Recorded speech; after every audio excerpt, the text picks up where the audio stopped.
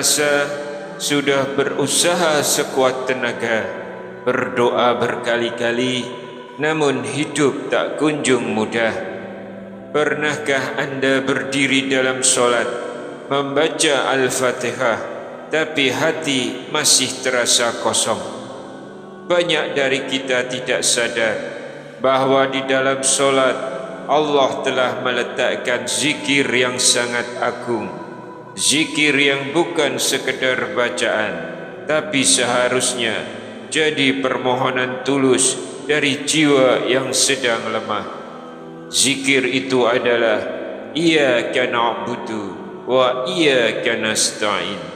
Hanya kepadamu kami menyembah dan hanya kepadamu kami memohon pertolongan. Alhamdulillah, dengan izin Allah kita bisa dipertemukan kembali di channel ini. Mudah-mudahan berkumpulnya kita di sini merupakan amal soleh, sehingga kita bisa bertawasul dengan amal soleh tersebut. Salawat serta salam dipanjatkan pada pemimpin muhsinin Nabiullah Muhammad sallallahu alaihi wasallam. Semoga kedamaian dan berkah terus tercurah kepada keluarga dan sahabatnya.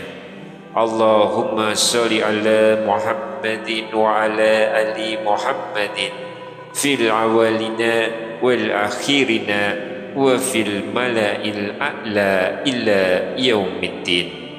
Sahabat beriman yang dirahmati Allah, surat Al-Fatihah adalah inti dari seluruh Al-Quran, dan di tengahnya terdapat ayat paling dahsyat, Iyyaka na'budu wa iyyaka nasta'in.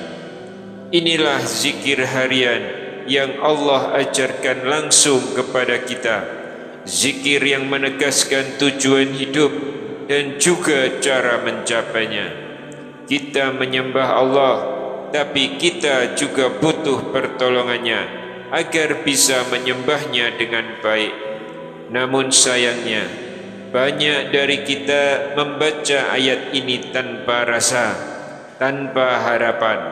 Padahal Allah sendiri merespon kita secara langsung saat kita mengucapkannya. Seperti dalam sebuah hadis qudsi, Aku bagi solat antara aku dan hambaku dua bagian, dan ketika hambaku mengucapkan Iyyaka na'budu wa iyyaka nasta'in, maka Allah berfirman, ini antara aku dan hambaku, dan bagi hambaku apa yang dia minta. Hadis riwayat Muslim.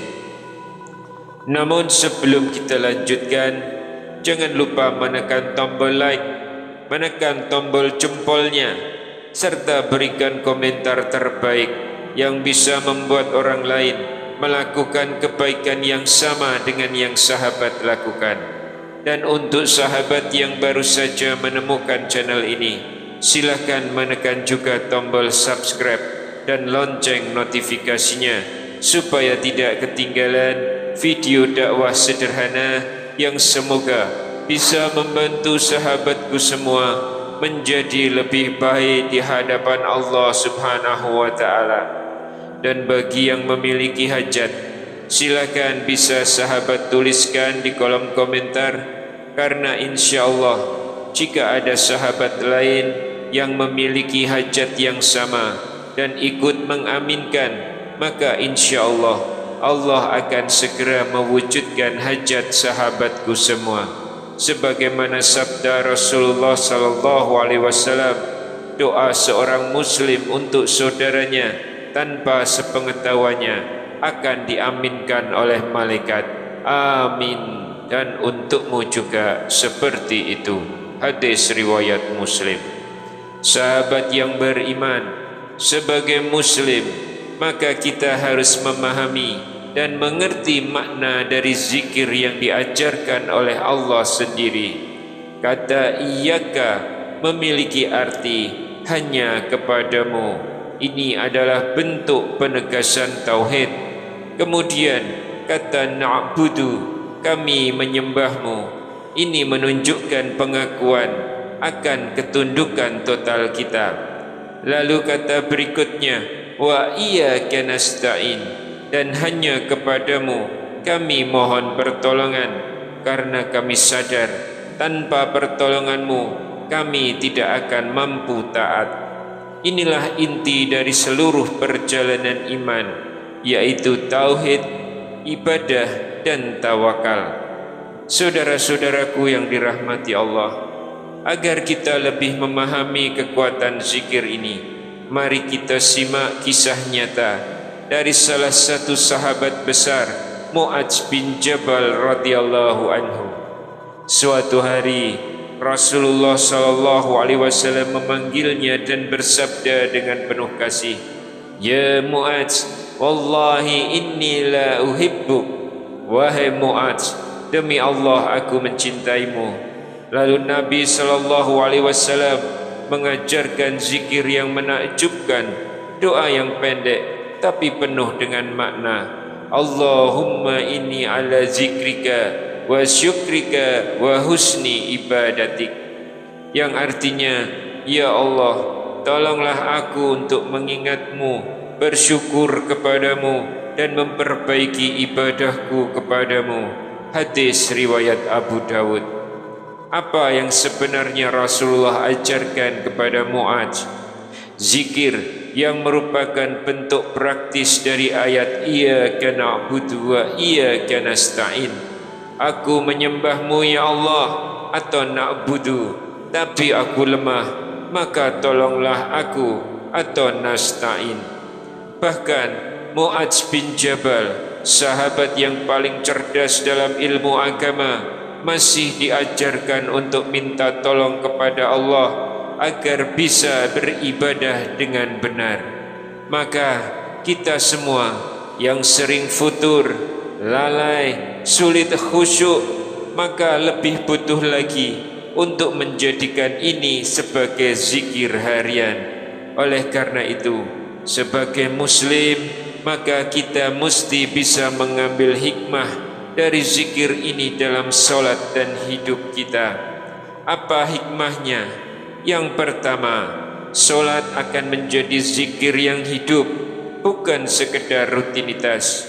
Yang kedua, kita tidak menyombongkan diri dalam ibadah, tapi merasa butuh Allah agar kita bisa taat. Yang ketiga, membuka pintu pertolongan Allah di tengah kesulitan hidup kita. Yang keempat, menghadirkan rasa tenang karena kita menggantungkan harapan hanya kepadanya. Sahabatku, jangan biarkan kalimat ini lewat begitu saja di tengah solat.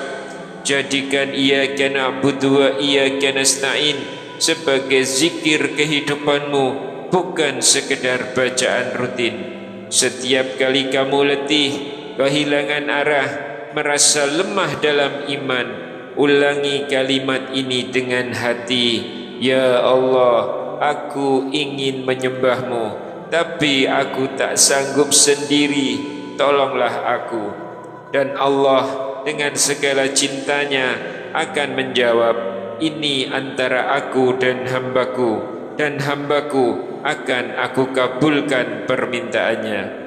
Jika zikir ini menguatkan hati kalian, jika kisah ini menyentuh jiwa kalian, bagikan kepada saudara-saudara kalian, karena siapa tahu satu kalimat ini akan menyelamatkan iman seseorang yang hampir lelah, dan kalian menjadi jalan hidayah dan pahala jariah bagi kalian semua. Zikir ini singkat, tapi bisa menjadi penguat seluruh perjalanan hidup kita semua. Wallahu a'lam bishawab. Wassalamualaikum warahmatullahi wabarakatuh.